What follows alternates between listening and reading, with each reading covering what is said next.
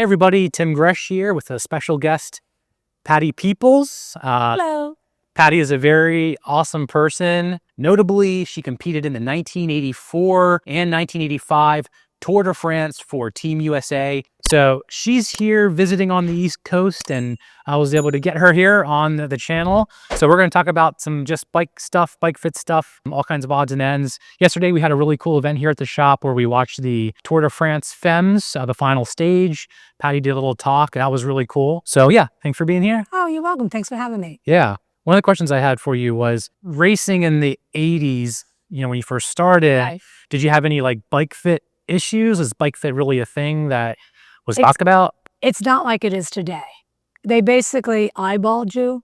You got on the bike and they would just say, okay, let's see your knee, put your leg up, put your pedals parallel. Is your knee over the axis of the pedal? Okay, that was it. And then for me, it was more stretched out. Like I'd put my hands on the handlebar and basically when I look down, can you see the axis of the wheel? Yeah. Okay. If lengthwise, you would just have your foot flat and it'd be like a 30-degree. Okay. And go. Yeah, out the door you go. And those are still rules of thumb that I have people come into the shop for fits and they were fitted like that at the shop. And that still happens, which is to me is a little crazy. Well, you're more educated on it. So you have a better eye and you'll get into more fine tuning. Yep. You'll take those 3 dimensions and let's fine tune it to tailor you better. And probably also for what sport are they doing? Mountain bike rides is set up differently, roads set up differently, track, all of them are set up differently. But most of us just know those 3 dimensions. Right. So you can take it further. And that's why it's very important to have a professional fit. Yeah. Yeah. I mean, you're going to have like a fit kind of in the retail setting. When you get a new bike, you're kind of getting general started up. But then there's also just like a more in-depth fitting where you're kind of more problem solving. So like if someone has like a knee pain or back pain, things like that. Did you have any things like that when you were? No, I never really had any problems, but I can see where there are a lot of people, especially older athletes or older people just wanting to ride, enjoy riding in the bikes. A lot of people have, like you already mentioned, knee and back problems and shoulders and actually even wrists. So all those are taken into account nowadays by professional fitters like yourself, because a lot of people that I know now that have back problems or neck problems even, everybody's riding taller. Because one, some of them aren't racing anymore and they don't want to be down, all the time. So they're riding taller, which then affects their hips and their knees and joints. So once you move away from the standard, you have to really then adapt everything. And that's where a professional fitter would come in. Definitely. I asked you earlier what crank length you use, because that's a big topic. A lot of my videos that get the most views is on when I discuss crank length. So I use 172.5. Oh, no. Yes. I'm old school. Yeah, old school. And, cycling is very based off of tradition. Like when talking to you and learning about how like the roadies were, and there was like a lot of politics because you were a triathlete getting into cycling. Yes. And how the cyclists are just such traditionalists. And even to this day, no one can tell me why 172.5 exists. Like 172.5, and then there's 175. Right. And there's 170. But no one can tell me why those exist. Well, you came up with it? Well, what we were told, most bikes back then came with 170s. And I know I switched to 172.5 on the recommendation, the coach and also other riders. And that was because I'm a time trialist, hill climber, all-arounder, not a sprinter, okay? So with the 172.5, I could put, this is the theory behind it, more power into it because it's longer. And then more power leads to speed. The faster you can get that pedal around, the distance you're going to go is further. So that was the theory. And really, I don't know that many people who were roadies that did not ride a 172.5. The women rode that. The men went up to 175. They're taller, they're heavier, they're bigger. So they were doing that. My husband was on a 175, and then he switched. He's on a 172.5 now because he's retired from racing a long time ago. Yeah, I heard 170. I'm like, what? 170? Yeah. So let me tell you, the most common crank length that I'm putting a lot of women on, you know, even like, you know, the serious more racers, 5'6" and under is like 155. 150 Yeah. That would be actually one thing if we go on a kicker. to try. I have a bike that I can simulate any crank length. Okay. And the idea with it is that it's a smaller circle. It keeps your hips more open. Your pelvis is more stable in the saddle and you feel like super smooth. And a lot of people will benefit from it. Not everybody. Again, why do we have 172.5? What is like, if a longer lever is more power, why aren't we riding 190s? You know, and we have, that might be too hard to push. And also you have to watch in terms of criteria when you go around the turn. Okay, if it's too long, you're not going to be able to pedal through the corner. So that would affect it. Because I know that some of the criterium riders would switch. You know, like I switched to criterium handlebars on my road bike. One, because then I was more narrow. So then I got a new bike and they naturally came out. I mean, these were just true criterium. I don't even know if they make criterium handlebars nowadays. So when I went to the standard, it seemed really, really weird. It took a while for my muscles to adapt to just going out to here. yeah. So the criterium handlebars that you were using were like narrow. They're more narrow, and the curve of them, you know, was totally different. There you go, Bob. Yeah, a lot of the racers now are going with super narrow bars, like for aerodynamics. So that almost seems like that's coming back. That's coming back A little bit. Yeah. Yeah. And back to the crank length, I'd be curious to, you know, if I'm on a smaller crank, because my muscles and my muscle memory is so ingrained now in my body that if I switched, I don't know what would happen. You know, in terms of I have to retrain my muscles, and who knows? I'm very fortunate that I don't get injured from riding, but would that affect my knees? Would it affect my back? Would it affect, you know? If anything, you would notice it would feel better. Like your knees, hips, back, and everything would feel better.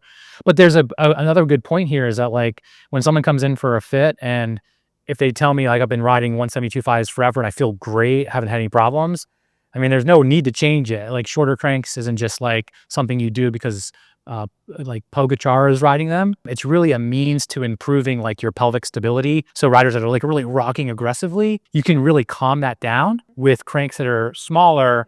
So it's a smaller circle that they're pedaling through. And a lot of people, we've been riding cranks 172.5 forever, can run their whole career like you with it and they're fine. But if someone's like new to cycling, see, that's just getting started. I think that's the key thing when someone is new or relatively new, and they don't have the muscle development, the muscle memory, anything like that, with the new technology. And it's probably all this has come about from the technology. Wind tunnels, you know, they have, you know, I've seen some videos, and I think they even did it during the tour of putting athletes in these high tech, and you got the lights here and I mean, everything's so high tech now that they can fine tune. Okay. Whereas, you know, back in the day, you didn't have any of this. It's pretty much eyeballing. Let me see from the side. Okay, that looks good. How does it feel? Okay, go ride the bike. So good point is you have the capability to really dial in to what that individual wants. Like, are you going to be riding casually? Are you commuting? And there's so many different types of bikes now. You know, there's the gravel bike, there's the cyclocross bike, mountain bike, commuter bike, the e-bikes. So they probably all need to be tailored. Yeah, definitely. Like depending on what the rider's goals are, what they want to achieve, kind of dictates their fit. Yeah, for the most part. So I'd be curious if you do put me on a lower crank. What it feels. It'll feel really weird, and you may not like it, and you know I may love it. You may love it. Maybe switch it. You may love it. And you said earlier, like your muscles are used to that crank. I find that when a cyclist makes a significant change like that, it'll take a solid month or more to really get used to it. So like when it comes to bike fit, you gotta let your body adapt. Like the changes aren't gonna happen right away. Yeah. And another thing too, if cyclists that are really maybe traditionalists and they maybe feel like, oh man, if I go shorter than 172.5, I'm going to lose power. If you have that in your head, you're probably going to lose power. Right. So like in that case, honestly, I usually just stay with 172.5. You got to be willing to make the change and be positive about it. Yeah. You know, and I know you're all about positivity. So you got to have that attitude. Well, mentioning in terms of, you know, changes, one of the biggest changes that I would remember that we would do is the saddle height. And if it was determined that we needed a saddle height change, we would only do it in small increments. if we made any changes on the bike, we didn't go straight to, okay, you need to raise your saddle, an inch, half an inch or lower. It would be in increments to prevent injury because the muscle is not used to being that, especially if we've changed it in a stage race. And yeah, 4 more stages and all these different things, you want to make sure that's done slowly. And you mentioned that if there is a change, do it slowly. And I know a lot of people come in for bike fits, or they're going to do bike racing and maybe triathlons or duathlons, that there's different bikes. There's a time trial bike, there's a road bike, and you are fitted differently for a time trial bike than you are a road bike. And they're going to need to change a little bit at a time. And believe it too. Like you mentioned, if I came in, if I'm thinking I'm doing poorly and thinking, oh, maybe it's the bike. Let me go get refitted. Okay. So I come in and like, oh, you need to do X, Y, Z. And I think, okay, that's going to help me. It actually will. You try it out. And if you like it, you can come in and fine tune things. Because a lot of times you make a change in one area and it turns out, well, now you need to make a change in this area. One change does affect, but like you said, you don't do it all at once. You're not going to change, the handlebar height, the distance, the legs, this, in one thing. It can be suggested, I think we need to do this. And even when people are making a change, if they do it in increments, slowly, they're more likely to believe it. And it all comes out with the mind. Okay, if they think any change is going to hurt them, it will. And if they think any change is going to help them, most likely it will. So they just have to do, constantly remind themselves of what the goal is. And anybody who's getting fitted, usually it's because they're new or they feel they need a change. And a lot of times they do need a change. It depends on who fitted them to begin with. Because some bike shops just give you a bike, give you the size of the frame, okay, what components do you want, or just take all the components, and then pretty much out the door you go. I mean, you probably, when you outride, don't you see, like you see people that either the saddle's too high or too low? When I'm riding, I'm off the clock. Oh, yeah. So I'm not even looking at anybody. I just do my thing. You're not working outside the shop. Yeah, I'm not looking at anybody. That's a good one. I typically don't really look that much.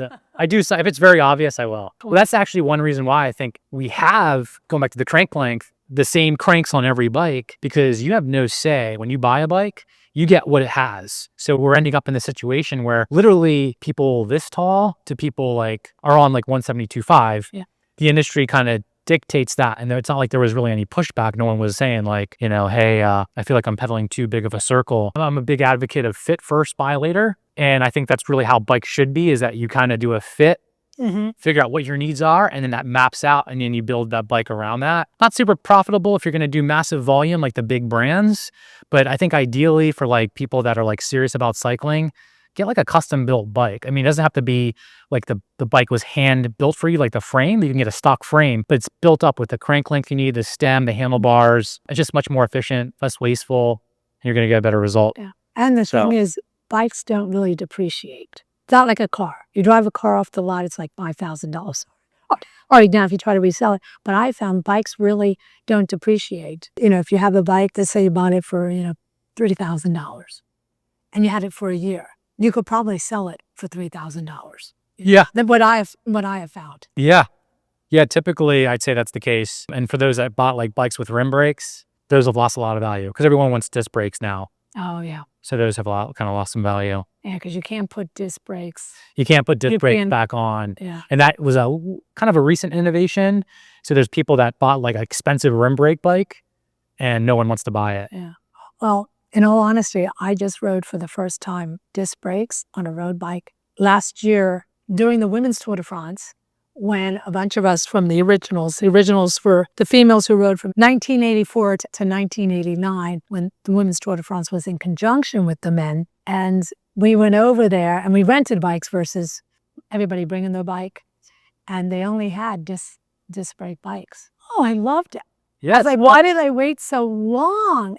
Yeah. Because you get used to whatever you're used to. So after the tour, came home, I said, honey, it's about time I got a bike with disc brakes on it. And he did too, because we didn't have those on our bikes. But I can see where once you go disc, you're not going back. No.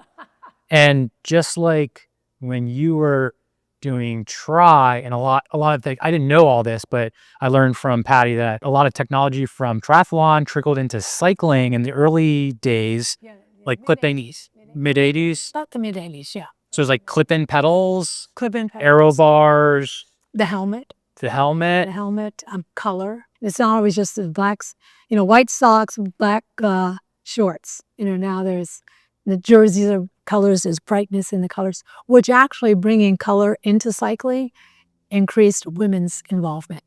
Really? Yeah, because, for the most part, there's more variety. And if you go into any retail store, regular clothing store, there's more variety, in my opinion, in the women's section than the men's section.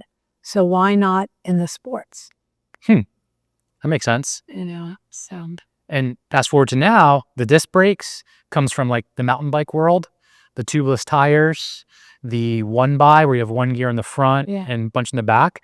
There's like this trickle down from mountain biking coming into kind of road. Yeah, I didn't know that. It's kind of interesting. I don't, that is. Yeah. They're all helping each other. They're all kind of, the line's kind of blurring, and it's, road cycling is like almost like this kind of stubborn, very rigid kind of community.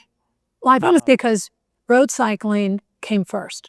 And so all the other sports came out of that. Now, there might have been mountain biking, a long time ago, but it was road cycling is always the traditional. That is with the similar, the first bikes. Okay. And plus with the Tour de France, mainly the men's, that's the Super Bowl. So whatever they were using and building came into the regular everyday road person. I mean, gravel bikes. I mean, when did graveling is only how many years old? I mean, it's real popular. 5, 6 years old. And one thing I think about all the different types of bikes that you have and different events and things you can do, it's to keep people involved in the sport. Like some might be a roadie, and roadie like, I want to try something new. So instead of giving up cycling in general, let me try mountain biking. Let me try gravel. Let me just try an e-bike. Because now e-bikes I find it'd be interesting. Do you set up e-bikes or are they already set up or how does that work? I do fit e-bikes. Okay, because the people that I know that have e-bikes, there's two types. They're ex-roadies. They want to stay with the group, but they can't stay with the group. They've gotten slower, they've gotten older. So now they'll ride the e-bikes so they can stay with people on the hill. They're fine on the flats, fine on the downhills, but they get dropped on the hill. So they're riding with roadies, with their friends still. So they're able to stay, go on the group rides without being left behind. And someone might say, I'm tired of the road. Let me try gravel. Or a friend's trying gravel. And you're like, I want to try that with you. So I think, the more variety that you have, the better that people will stay in the sport.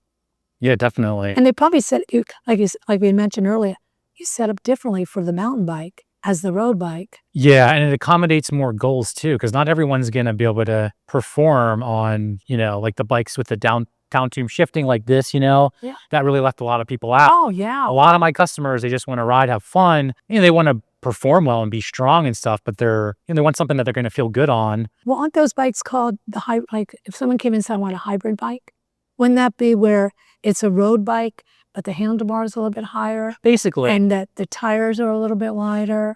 Yeah, kind of like an endurance road bike, they would call it. It's basically a more upright geometry road bike. Yeah. And that's where you need to be fitted differently because you're going to be up more. You're sitting up differently. Shoulders, the wrists, everything. You couldn't just go from road bike to one of those without being fitted properly to prevent injury. I mean, to me, that's the whole thing about being fitted properly. Whether it's indoor bikes, on the road bike, you have to be fitted properly to prevent injury. To me, that's really the number one in comfort. So if you know you can ride comfortably and you know you're not going to get injured, that's why you get the fit. So those you don't have those, so you can ride for a long time without getting injured. Yeah. Thanks for your time. Oh, thank you. I really appreciate it. It was a lot of fun. Hope you enjoyed this. Thanks for watching and enjoy every ride. Bye.